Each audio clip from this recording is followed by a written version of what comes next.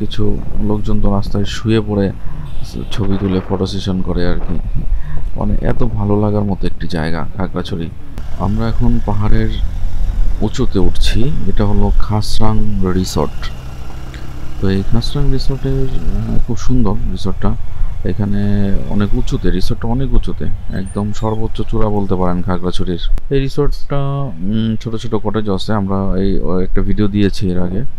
হ্যাঁ, এখন আমরা এই পাহাড়ে শুধু নামা ওঠাটা দেখালাম আর কি, যে ওঠা নামা কতটা রিস্ক এবং খুবই উঁচু এটা। নামার সময় খেয়াল করবেন, দেখেন অনেক নিচে, যে গাড়িতে যাচ্ছে যে অনেক নিচের দিকে নামার সময়। তো এটা নামার সময় অনেকটা রিস্ক, ইঞ্জিন ব্রেক এবং পায়ের ব্রেকটা বেশি ব্যবহার করতে হবে।